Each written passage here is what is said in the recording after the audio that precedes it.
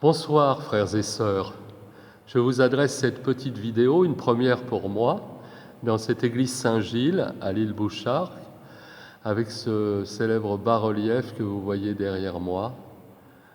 Et je voudrais vous redire toute ma proximité avec vous en ces temps de confinement.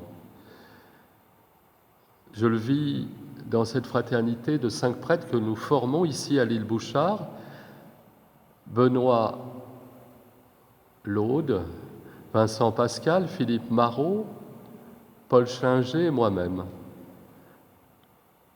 Je vois deux buts à cette courte conversation que j'ai actuellement avec vous. Vous donner de mes nouvelles comme frère de communauté et ensuite vous encourager comme prêtre au service de la province Poitou-Charentes-Limousin. Donc, tout d'abord de mes nouvelles. J'ai la grâce, moi qui est un prêtre qui bouge beaucoup, qui voyage, qui se déplace, de vivre ce temps de confinement avec une certaine stabilité retrouvée, donc, dans une vie sacerdotale forte en fraternité. Un soutien dans ce temps que nous vivons, avec pour nous un rythme quasi monastique. La louange, bien sûr, le matin nous réunit à 8h jusqu'à 8h30, suivi d'une heure d'adoration devant le Saint-Sacrement exposé. Ensuite, chacun peut vaquer à ses occupations. Nous nous retrouvons le midi pour le déjeuner, un temps de partage de 12h30 à 14h avec le café.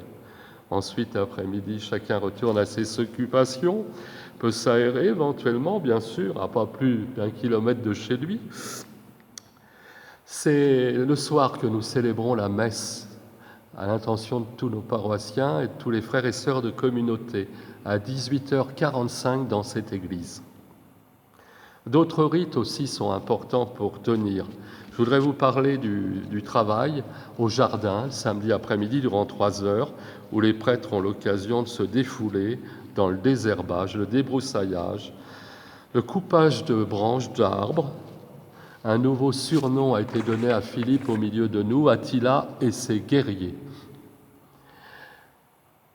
La séance de cinéma le dimanche après-midi au presbytère de 18h à 20h30. Nous avons vu ainsi Le Seigneur des Anneaux, première partie, et Mission Cléopâtre, une comédie.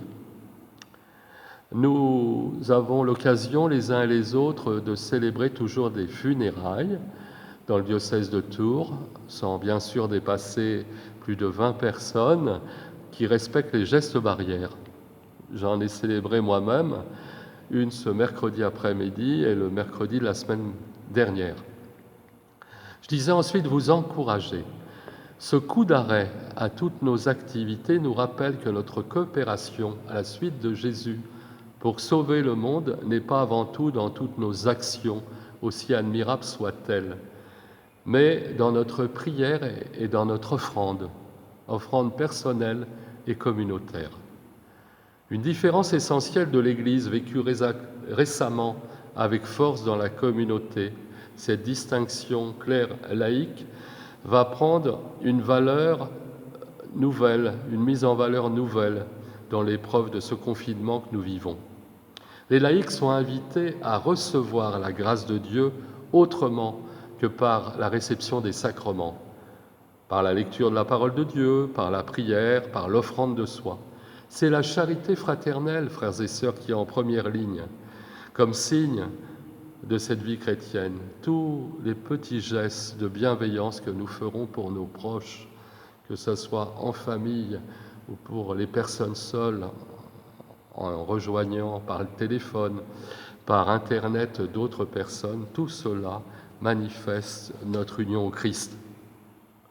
Quant aux prêtres, pour eux, ils sont invités à donner la grâce de Dieu autrement que par un peuple de Dieu rassemblé devant eux.